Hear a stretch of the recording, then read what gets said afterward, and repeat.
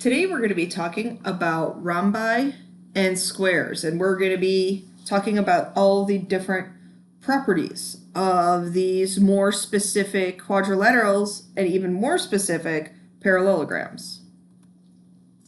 So a rhombus is a parallelogram with four congruent sides.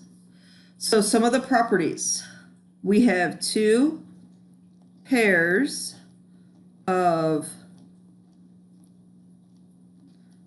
opposite sides congruent. Well, that's kind of obvious. Two pairs of opposite angles that are congruent.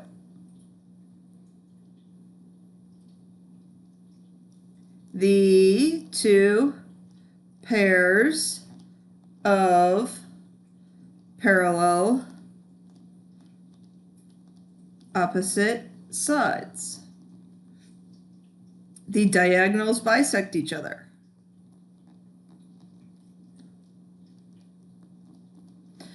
And okay, again, these are all properties of parallelograms that are also properties of a rhombus. But now more specifically a rhombus, the diagonals bisect the opposite angles. So when I have this diagonal here, this angle there is going to be equal to that angle there. That angle there is going to be equal to that angle there. Because if you look at it, we have congruent triangles.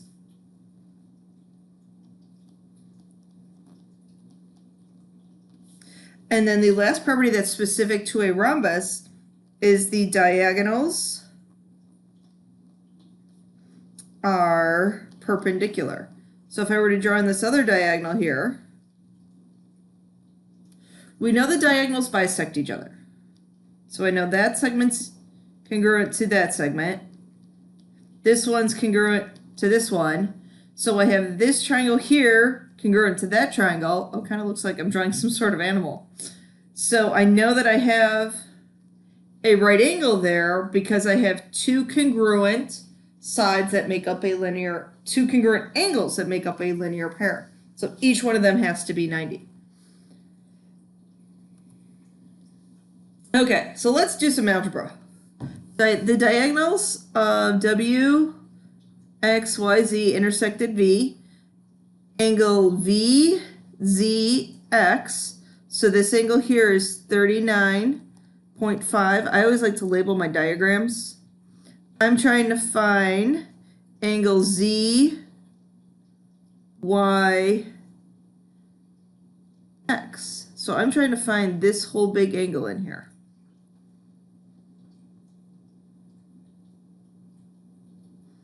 Well, we know the diagonals bisect the angles. So this is 39.5.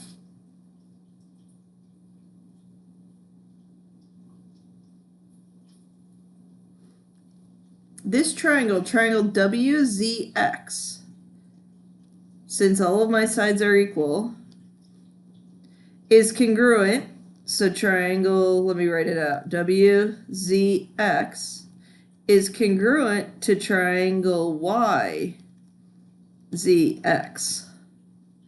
And even if you think about it, I have an isosceles triangle. So this is 39.5. Oh, we're using all kinds of geometry here. So if I do 180 minus twice 39.5,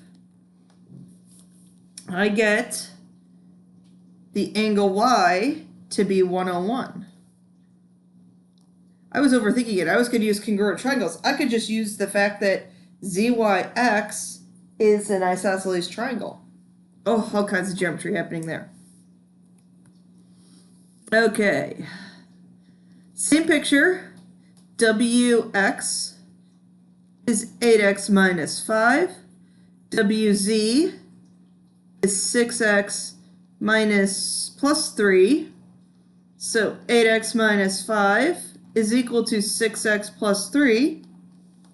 Since all the sides are equal, I subtract the 6 over, I add the 5 over, and we get x equal to 4. Okay, now we're going to talk about a square. A square is a parallelogram with 4 congruent sides and 4 congruent angles. So this has so many properties. Okay, it has all the properties of a parallelogram. It has all the properties of a rectangle. It has all the properties of a rhombus. So everything that you can think of is going to happen when we have a square. All of these properties that we've talked about.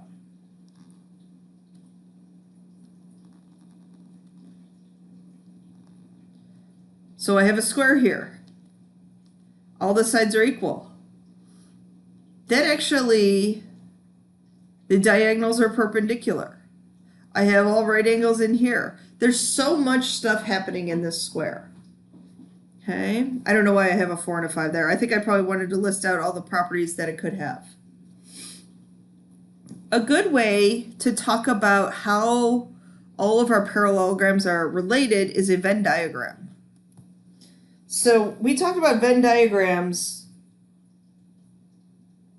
very early on. I think it was way back in chapter 2. So we have parallelograms out here. So all parallelograms. I have rectangles that have 4 right angles. I have rhombi that have 4 congruent sides. And square is the intersection of both of those. So every square is a rectangle. Every square is a rhombus. But not all rhombuses, or rhombi, I should say, are squares. Okay, so this is a good visual for you all if you are a visual learner. Okay, some other properties. Let's break down what I want you to write down here. If the diagonals of a parallelogram are perpendicular, then the parallelogram is a rhombus. Yeah, write this down. Parallelogram, if your diagonals of a parallelogram are perpendicular, then we have a rhombus. If the diagonals of a parallelogram bisect a pair of opposite angles, then we have a rhombus. One pair of consecutive sides of a parallelogram are congruent. We have a rhombus.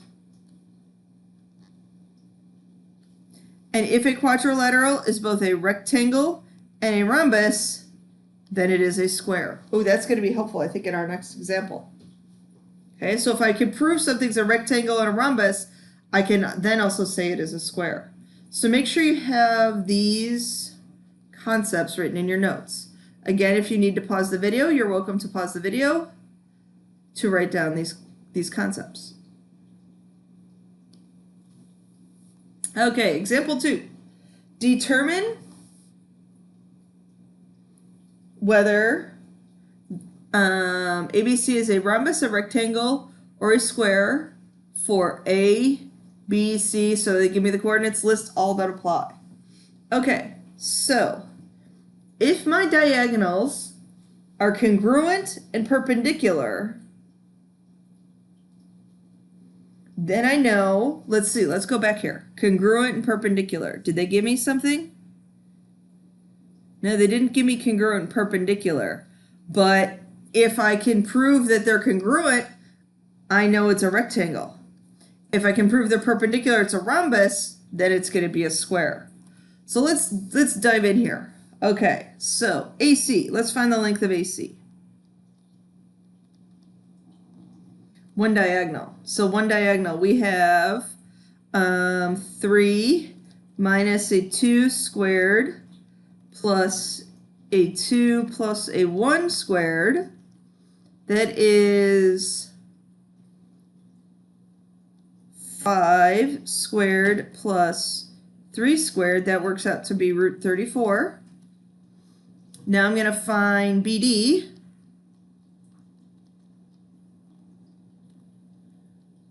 -2. Why did I do that? I was thinking slope, so I was trying to find I need to go with my x's first. 2 minus a 1 squared plus a -2 minus a 3 squared. So that also works out to be root 34. So I know from this, I know the diagonals are congruent.